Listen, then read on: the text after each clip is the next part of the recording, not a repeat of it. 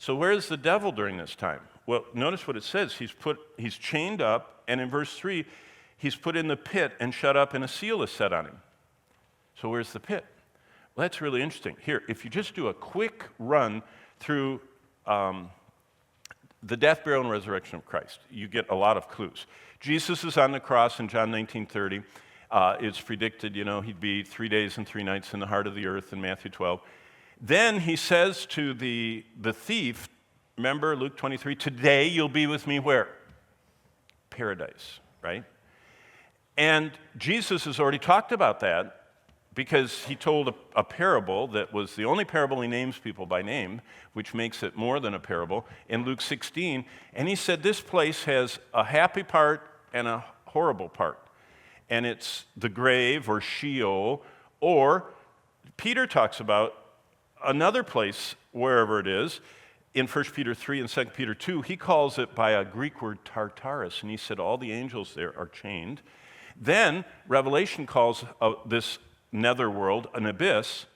So Jesus is resurrected, ascended, goes to heaven, and when he gets to heaven and Paul visits him, and Jesus gives us a tour in Revelation, what does he call heaven? Paradise.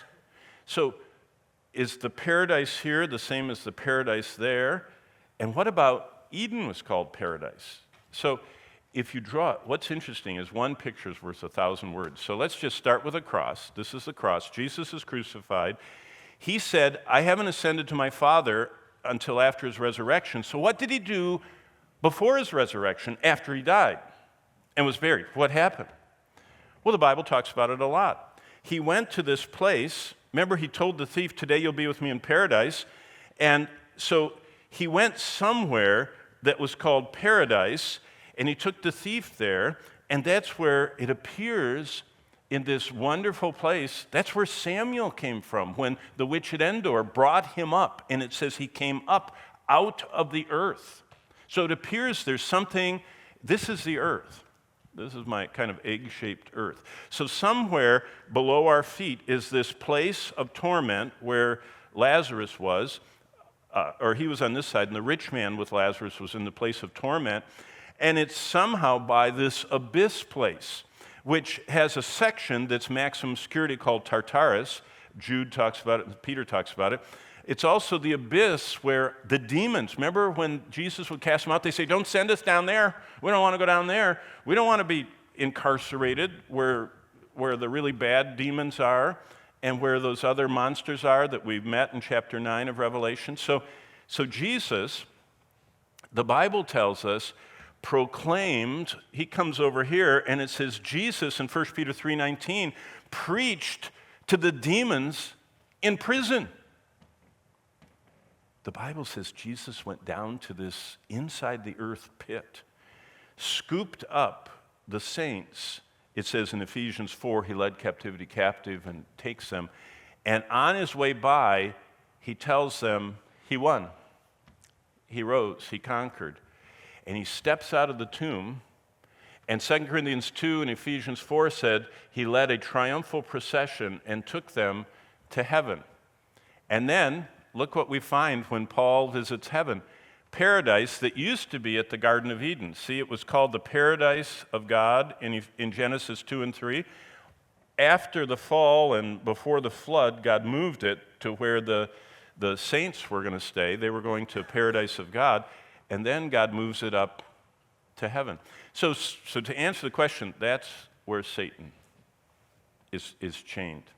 So with Satan gone, look what it says in verses 7 and 8. Now when the 1,000 years have expired, Satan is released. So he comes out of what I just showed you. And look at this. His hold on humanity is super powerful. He's not out for long, and he deceives, verse 8, the nations that are on the earth, the four corners. He gathers them together to battle, whose number is as the sand of the sea. And they went up the breadth of the earth and surrounded the camp of the saints. Satan's hold upon fallen humanity is super powerful. They've lived with Jesus around. They've lived in a perfect environment. They lived with ferns growing as big as a house, and food and weather. Isaiah tells us no one dies during the millennium unless they rebel. You know what Isaiah specifically says? A child if someone dies at the age of 100, they'll be considered a baby. But it says God will cut off all rebels. So God doesn't allow any open rebellion during the millennium, or he'll cut it off. That's not all. I mean, if I was doing Isaiah, which I do in Korea, it's so interesting. Do you know what it says? Everybody has to come to Jerusalem during the millennium once a year to the Feast of Tabernacles. If they don't show up, it doesn't rain on their property, their farm. See, God runs the weather.